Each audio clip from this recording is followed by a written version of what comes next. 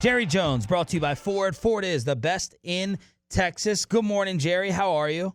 Well, I'm doing fine. The circumstances, we all are disappointed over the game there against just a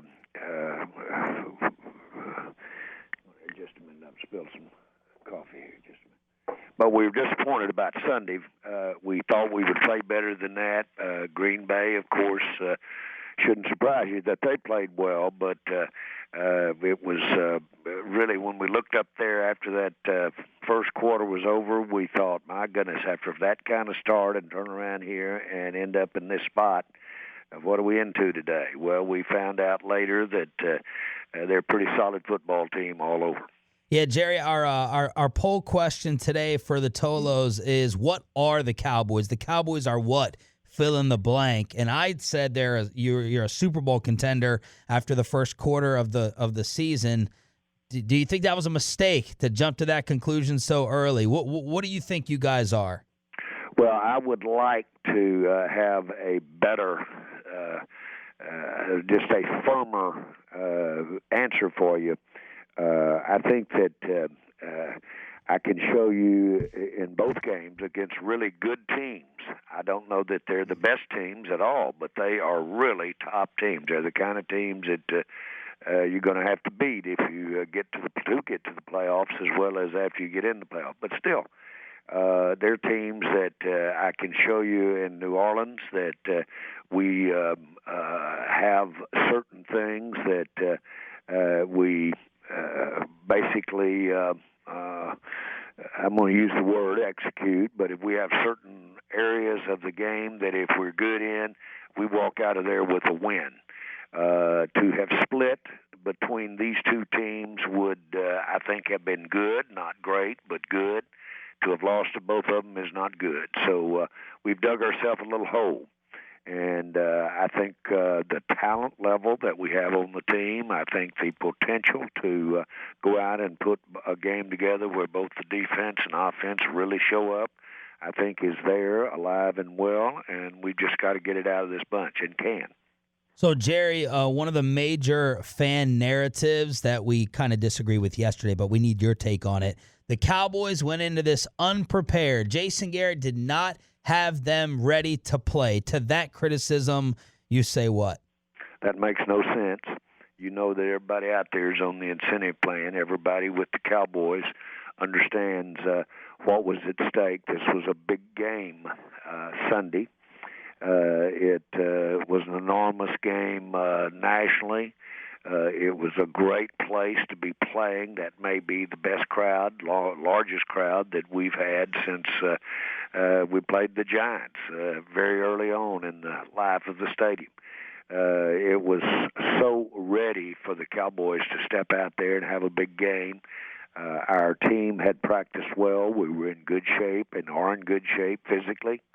All of the things are there, and I'll assure you that the coaching staff, the makeup of the coaching staff fits like a glove, fits really well the makeup of this football team. So everything is here to have success on the field, and we just need to get out here, and we need to play better. And you can't play the way we played in those first really 2.5 quarters. You can't play that way and win against medium teams in the NFL, much less one that's as good and as balanced as the Green Bay Packers. Jerry, did you learn more about the team in these 2 losses to good teams than you did in the 3 wins earlier in the year against lesser competition? Yeah, I understand the question, and I understand the way it's couched. Learn more. I learned a lot about what Green Bay was. I learned a lot about what they were last Sunday. I happen to know from my background that same kind of situation doesn't show up again if you play the same team. If you play them in the stadium or you play them at a different location. So I know what the NFL is. I know that they've got players on the other side that we would want. All teams have really, really good to real good players. We're evenly matched. You've got to get on a roll. You've got to get it going. And so those are the things that I learned. Do I think this team can walk out and play anybody in the NFL and come out of there with a victory? Yes, I do.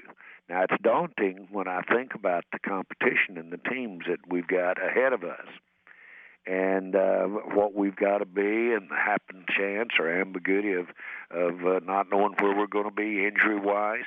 I look at all of that, but, boy, that's the NFL. And I know this. I'm really proud to have what we've got ahead of us facing us, and I'm glad to be facing it with this bunch.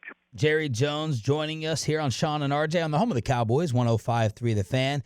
Yeah, Jerry, it seemed like, you give the Packers credit, but it seemed like a lot of the mistakes were self-inflicted early on. The offense was doing kind of what you wanted. What worries us is the run defense. We know how much the Rams playoff game changed things, but after seeing what the Packers did on the ground and just everything together, where's your level of concern with the run D? Our defense has serious gap responsibility. We've got to get in the gaps because we don't take the blocker on head up. We go to the gap. But everybody has a gap to get to. And if the other team can effectively keep us out of those gaps, or if they can create a situation where there may be as many as one or two gaps that a running back can hit, then in the running game you can get gashed. You did notice, I'm sure, that there were plays out there that we stopped them cold, we stopped them for a yard, we stopped them really good because we were in our gaps on those particular plays. We didn't play well defensively. The week before, we played outstanding defensively against a very good New Orleans team. But for whatever the reason, we didn't they're very problematic. They've got a quarterback that really can make those plays, and he can make them without turnovers. And so he does a great job of keeping you real straight on defense, keeping you real honest. And consequently, when you do that, if those linebackers, for instance, help out in the mid-area passing game, then they've also got the responsibility of stepping up there and getting gaps. This is a real challenge when you play a team like Green Bay. Give them their due. How many abusive language penalties can you remember in your time in the league? Well, it's, I'm for realizing that we're on television and realize that there's young people and impressionable people listening. But in general, if anybody thinks that's a Marcus of Queensberry etiquette going on out on that football field, they haven't been near football fields, especially in pro football. And that's pretty thin-skinned. Jerry, it seems like, it's always something with the officials. It's can't figure out what a catch is, and now it's can't figure out overturning or, making the right call on the pass interference. What's your take on how the pass interference replay implementation has gone thus far? Be careful what you wish for. Jason Garrett made an impassioned plea at the annual meeting to let the coaches have the right to replay those on pass interference calls, to a certain number of them. And what we're finding out is there is a lot of interpretation on what officials will allow, and I use the word allow, because you're definitely having interference. You're definitely having challenge. I'm going to call it challenge. You're having the defense bump and challenge a receiver. What bothers you is the interpretation. If you are strict with the interpretation and just say you can't touch, you can't interfere, or you got another one that says, look, that's just part of the game to have those guys going down the field battling and touching, which technically it is not. That's not the rule, to let them actually have contact at all. Who initiates it? Well, we all see it gets back to judgment. I voted against replay, and I think I've said this to you guys. I voted against it about 3 times before it became permanent, and I voted for it 3 times. And in 2 of those 3 times, or really maybe 4 of the 6 times, I was the swing vote on it. The reason I did, because after the play was reversed because of replay, On Monday, when it got to New York, and upon further review, about a third of those plays that were reversed were again reconsidered and wouldn't have been reversed on Monday. So it's very hard to sit there and add another layer of judgment. Replay, in my mind, should be there for a very egregious situation that just was blatantly missed. I think the one in New Orleans, the one that started this recent rule, was egregious and should have been reviewed. But to have it on every play and have it at the will of the coach to make those calls, to have it done that way, is really kind of not as succinct as I like to see officiating. Awesome answer. Appreciate the honesty there, Jerry. You know the Dak narrative in the media. He won money in the first 3 games, and the contract went up, and now all of it is gone in the last 2. What is your take on Dak's play in these last 2 games? Well, first of all, the narrative about his financial as opposed to how he's playing is frankly laughable. It's just not that way. It's too much on both ends of that for the team. It's too much for Dak to equate his performance stats or one loss here these first 2 or 3 games. Let me get that real clear. It is not impacting that with me at all. But I do see Dak showing the ability to handle adversity and basically go out and make the kind of plays that can win important games for the Cowboys in the future. I see that. There's not but one way to see it, and that's when you get in those critical situations. I've seen guys' knees buckle when they get in that spot. Dak's don't. And so from that standpoint, these trying times give you another read to look at. When expectations are up, when everybody knows that he's getting in the huddle, things aren't going good, the momentum's going the other way, so to speak. Well, I see Dak step up there and compete to make the play. How you make that play, what you do on that play, is what experience is all about, and it's what, at the end of the day, preparation is all about. Dak has the physical ability to do all of this. He has the mental ability to just absolutely do all of it in really a very winning way. We've just got to understand that no matter what kind of talent he develops as he improves, and he will, or no matter how much experience he gets, the other team is well paid, and they're going to come out there and challenge it. That's the NFL. Jerry Jones joined us here on 105 through the Fan. Brett Maher missing a couple of kicks, has not had the greatest start to his season. Have you guys considered a change at kicker, or is it a situation where there's also just not a whole lot of kicker availability out there on the open market? You know, we got spoiled around here when we had an outstanding kicker that for a long time led the NFL. But the real world is that when that kicker lines up, really now, whether it's on an extra point or certainly with a field goal attempt, you don't know if that ball is going to go through there or not. You'd like to think you do, but you don't. And so his performance so far is giving us, when we step up there, we don't know if it's going through or not. We really need to make our decisions based upon whether or not we think we can score a touchdown or not. And so I remember very early on when I was first involved in the NFL and with the Cowboys, we didn't want to spend anything, and we didn't want to get all bent out of shape over a kicker because we usually thought if it comes down to the kicker to win the game that we weren't going to do it.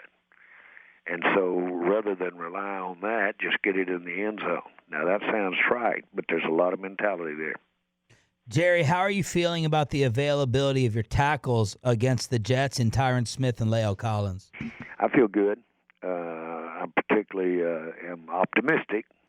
No one knows, as I always say in this kind of matter, but Tyron is looking promising. We'll see how this week goes, and Of course, that's huge.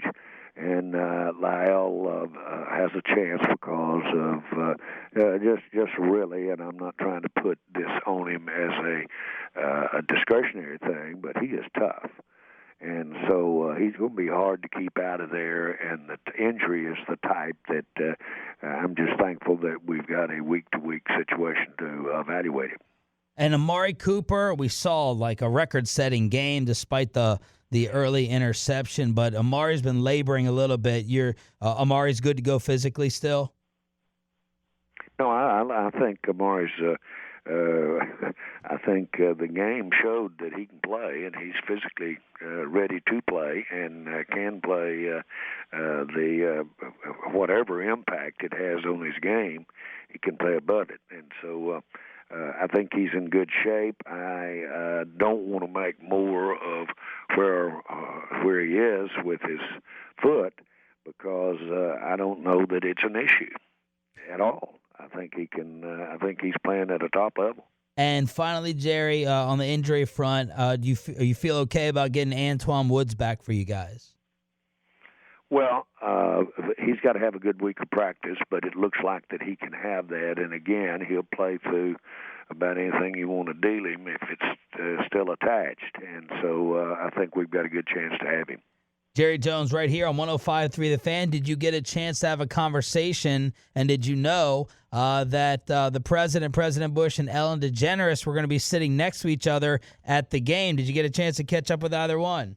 Yeah, I did, and Ellen was a great visit before the game, and she's a delight as she is professionally. It seems professionally, but she was a delight. We were honored to have her here, and she was particularly interested in the art and the people involved at the stadium that are really hands-on with the art, and including Jean, my wife, and she's particularly interested in that because she's trying to expand that concept, one of getting a lot of people involved.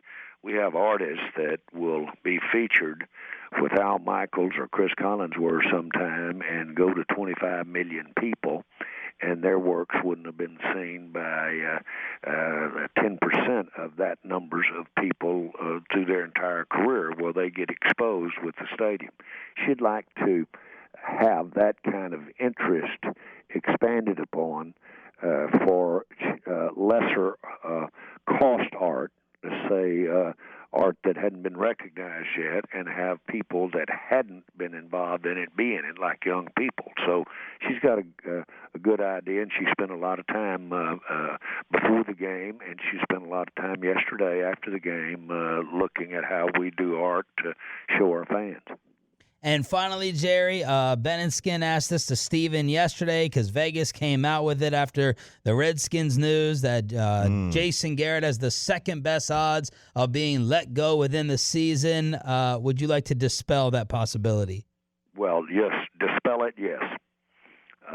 Don't bet any money against that happening. You'll lose it. Jerry Jones every Tuesday right here on 105.3 The Fan. Fantastic as always. Let's get back in the winning ways against the Jets, and we'll do it next week. Jerry, thank you. Thanks, guys. Bye-bye. Jerry Jones brought to you by Ford.